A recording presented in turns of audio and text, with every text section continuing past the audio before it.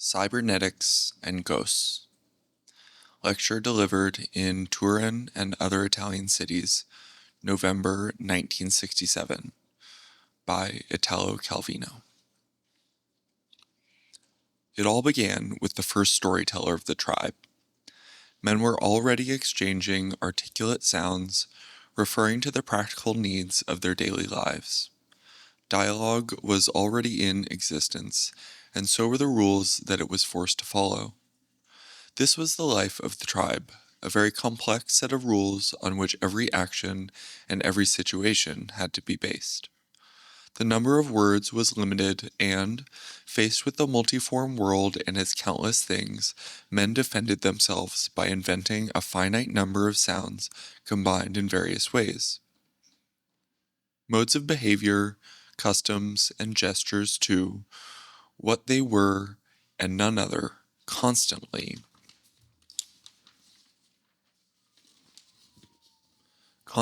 repeated while harvesting coconuts or scavenging for wild roots, while hunting lions or buffalo, marrying in order to create new bonds of relationship outside the clan, or at the first moments of life or at death. And the more limited were the choices of phrase or behavior, the more complex the rules of language or custom were forced to become in order to master an ever-increasing variety of situations. The extreme poverty of ideas about the world then available to man was matched by a detailed, all-embracing code of rules. The storyteller began to put forth words, not because he thought others might reply with other predictable words, but to test the extent to which words could fit with one another and could give birth to one another, in order to extract an explanation of the world from the thread of every possible spoken narrative, and from the arabesque that nouns and verbs, subjects and predicates performed as they unfolded from one another. The figures available to the storyteller were very few: the jaguar, the coyote, the toucan, the piranha, or else father and son, brother-in-law and uncle, wife and mother and sister and mother-in-law. The actions these figures could perform were likewise rather limited. They could be born, die, copulate, sleep, fish, hunt, climb trees, dig burrows, eat and defecate, smoke vegetable fibers, make prohibitions, transgress them, steal or give away fruit or other things that were also classified in a limited catalog. The storyteller explored the possibilities implied in his own language by combining and changing the permutations of the figures and the actions, and of the objects on which these actions could be brought to bear. What emerged were stories, straightforward constructions that always contained correspondences or contraries: the sky and the earth, fire and water, animals that flew and those that dug burrows, and each term had its array of attributes and a repertoire of its own. The telling of stories allowed certain relationships among the various elements and not others, and things could happen in a certain order and not in others. Prohibition had to come before transgression, punishment after transgression, the gift of magic objects before the trial of courage, the immobile world that surrounded tribal man, strewn with signs of the fleeting correspondences between words and things, came to life in the voice of the storyteller, spun out into the flow of a spoken narrative within which each word acquired new values and transmitted them to the ideas and images they defined. Every animal, every object, every relationship took on beneficial or malign powers that came to be called magical powers, but should rather have been called narrative powers, potentialities contained in the word, in its ability to link itself to other words on the plane of discourse. Primitive oral narrative, like the folktale that has been handed down almost to the present day, is modeled on fixed structures, on, we might almost say, prefabricated elements, however, that allow of an enormous number of combinations. Vladimir Prop, in the course of his studies of Russian folk tales, came to the conclusion that all such tales were like variants of a single tale and could be broken down into a limited number of narrative functions. 40 years later, Claude Lévi-Strauss, working on the myths of the Indians of Brazil, saw these as a system of logical operations between permutable terms so that they could be studied according to the mathematical processes of combinatorial analysis.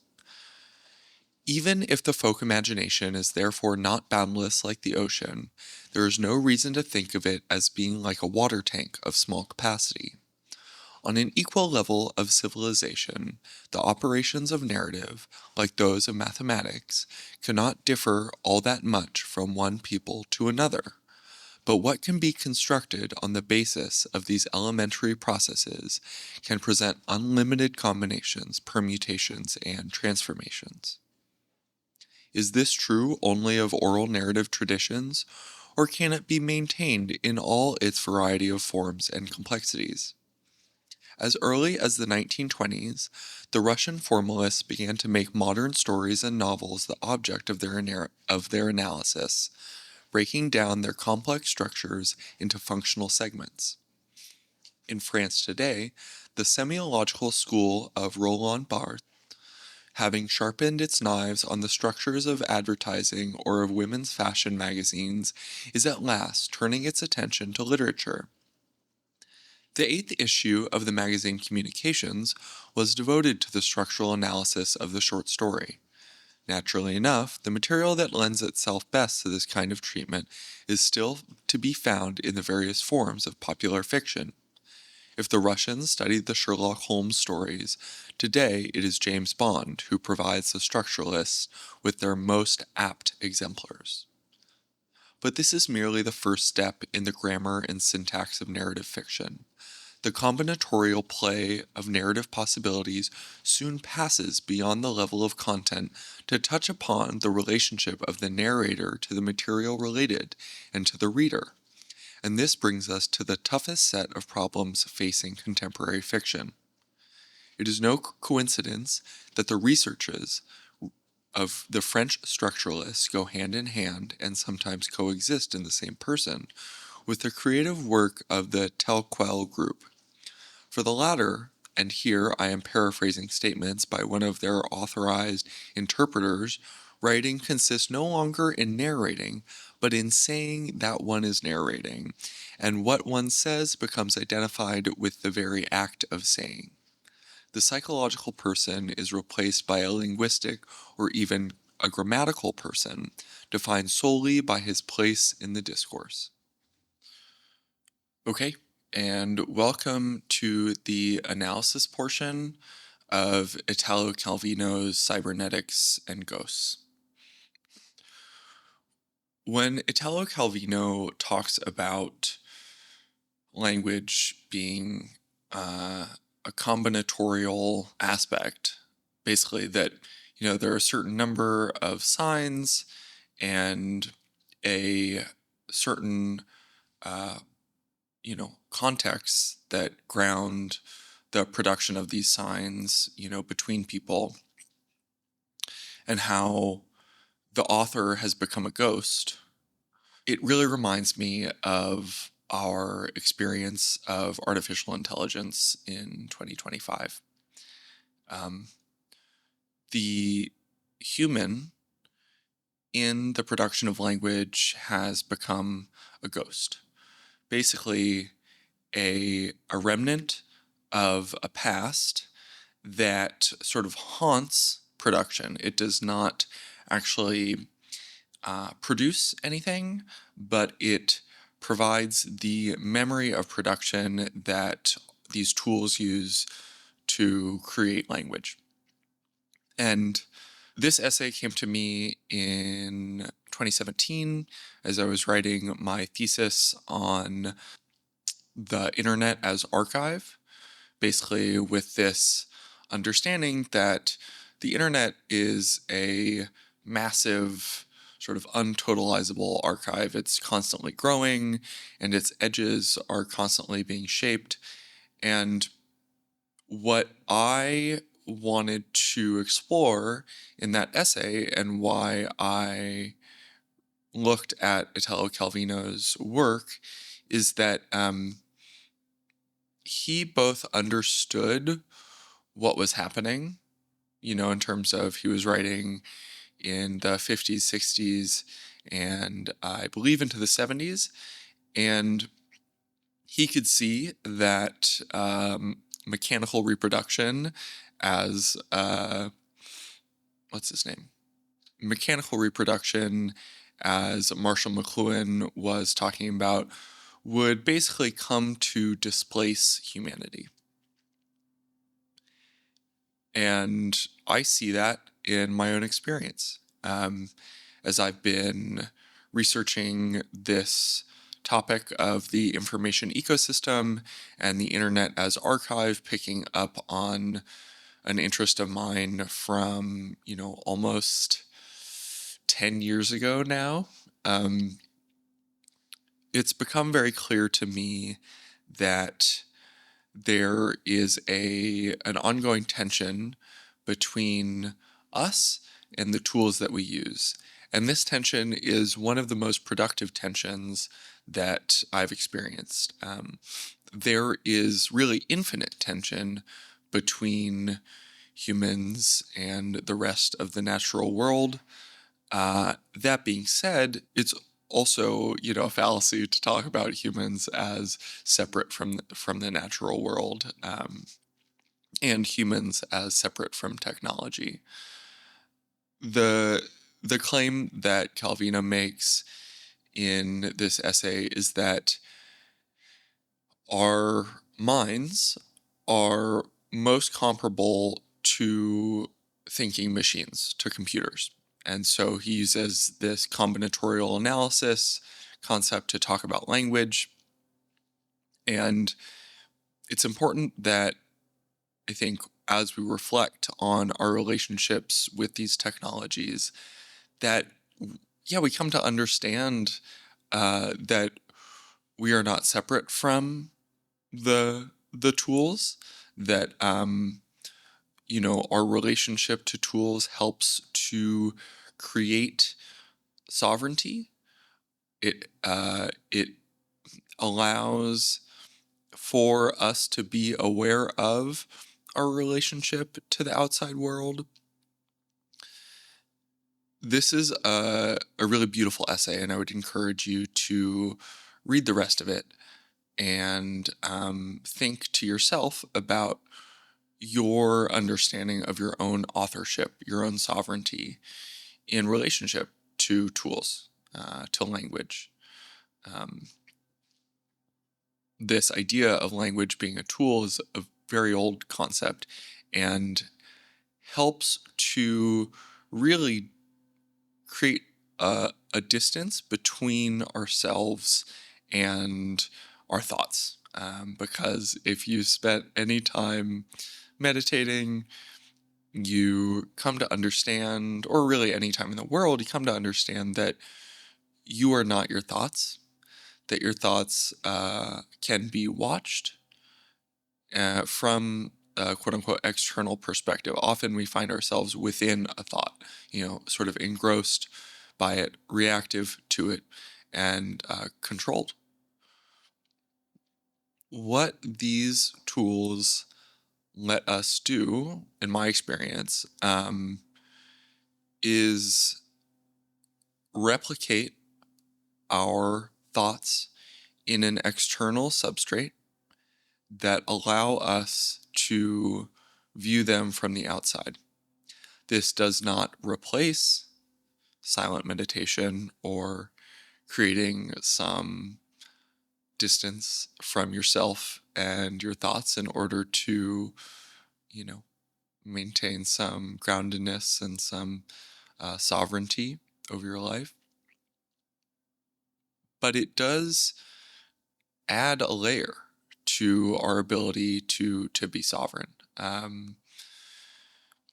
This is so important because as these tools become more integrated into our realities, we see that, we feel, or I feel, overwhelmed by the amount of information that is coming in, overwhelmed by the amount of information I have access to. So when I go to learn about a topic, let's say I want to learn about how to edit, how to do better editing in DaVinci Resolve, how to be a better editor as a videographer. I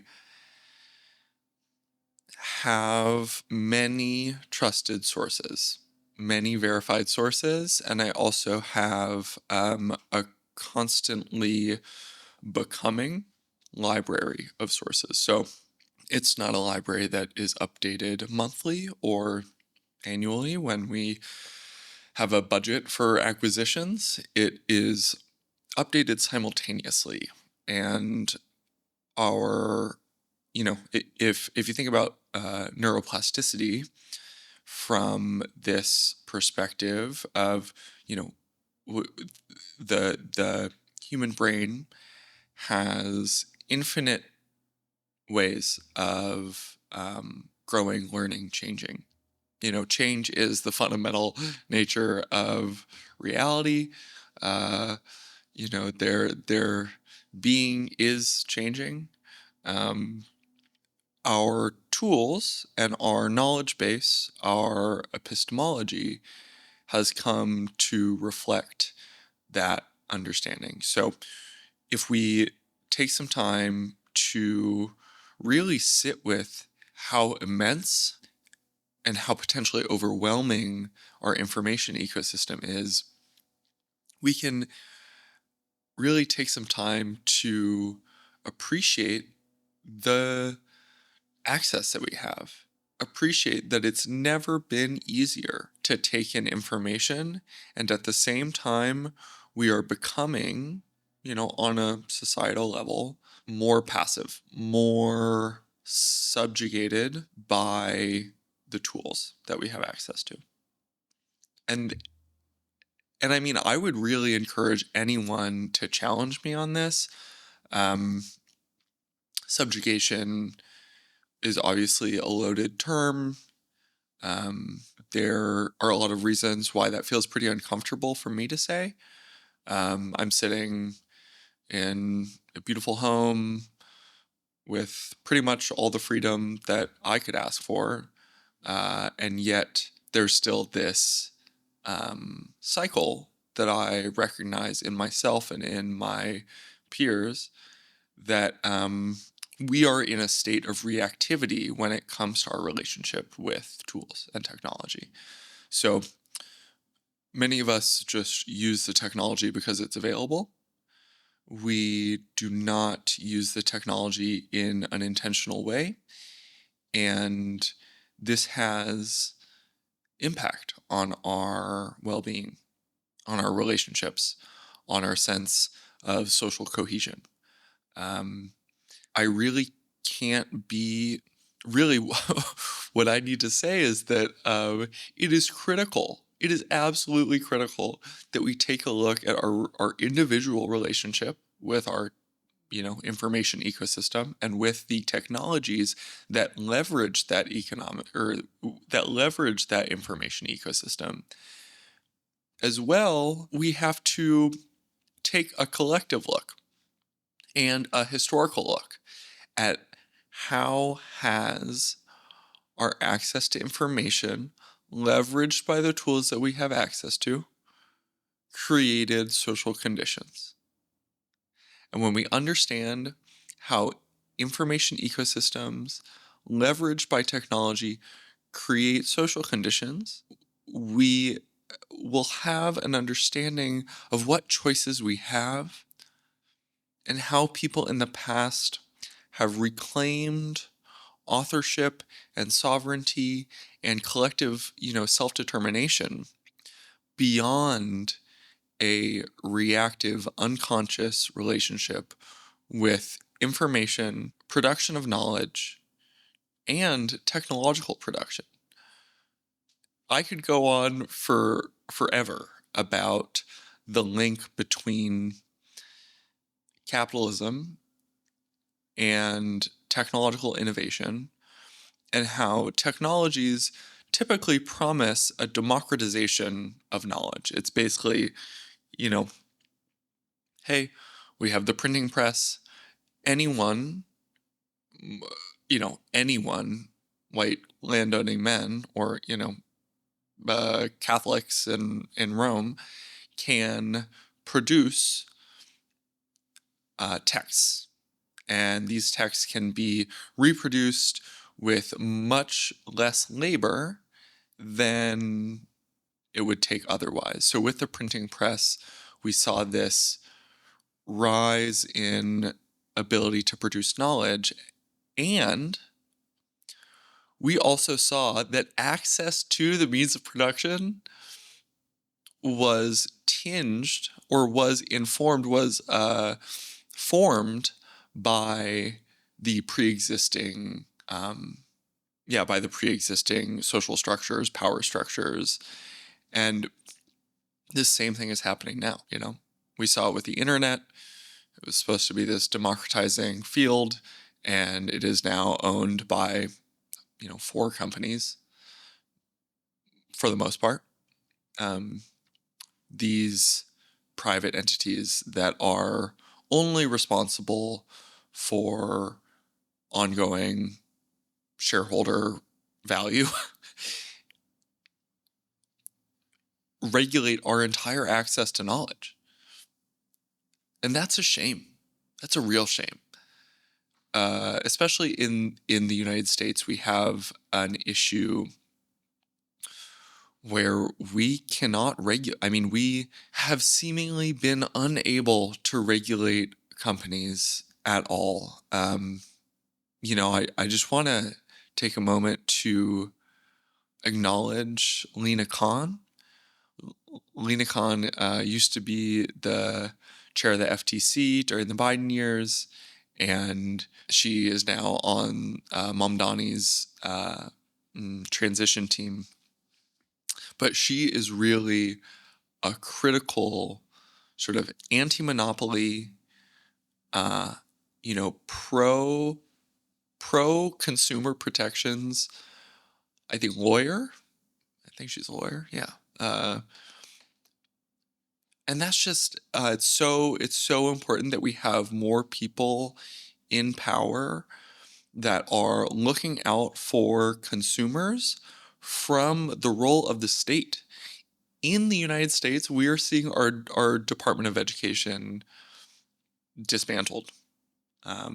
We are seeing our federal public health infrastructure dismantled. We are right now, witnessing a really scary time. And I think it's through looking at our relationships to information, our relationships to information, to technology, to capital. We see historically what has happened, and we're able to learn from the past and project ourselves into the future with as much autonomy and consciousness as possible. I think it was Albert Einstein that said, the level of consciousness that created the problem cannot solve the problem. We have to really elevate our consciousness in order to solve the problems that were created by the colonialist capitalist conscience. And so that's why I'm here talking about this bullshit. And sharing some sources that I think are very valuable for going on this journey of having an intentional relationship with our information ecosystem, creating as much as we consume, consuming less, and ultimately we need sovereignty and authorship in order to liberate the heart, because our systems that we have in place are really reliant on these unconscious dynamics, on these deep codes that have created the dysfunctional world that we live in. So If you look at the climate crisis, if you look at economic inequality, if you look at our decaying civic infrastructure, I believe it really comes down to a consciousness issue and a collective consciousness issue. So it's not enough for me to sit here and talk to you and blabber on myself. I need to be engaged at a collective level in formulating solutions, in offering solutions to collectives, in co-creating solutions that, I believe are going to be an essential aspect of what we do together. So this Substack, this podcast, this, whatever you're listening to this on, this is called Stillness in Activity. So we have gone really deep intellectually, but our bodies, our spirits, our heart may have been left behind in this expression. So let's take a moment to find a seat, to come back into your awareness of your body, awareness of the space that you're in. You can feel your energy sort of filter from your head down through your neck and chest, your arms, your stomach, your hips, legs, lower legs, feet. Letting the energy filter into your body, feeling sensations arise and pass away. Just taking a moment to observe. What is this like? Where are we? We're here. We're now. We're together. We are doing while maintaining connection to the ground of our being aware of a fundamental gratitude that exists when we're in connection with ourselves, with our environments. Gratitude arises naturally when we're present, when the clutter of the mind has been quieted for the time being. Over the coming weeks and months, we'll be talking with folks who are exploring systems change through awareness. Their relationships with information and media, with technology, folks that are working towards a better world while also maintaining their sanity. Thank you for listening in today and for connecting with me. It means a lot. And if you'd like to see more, please follow my Substack.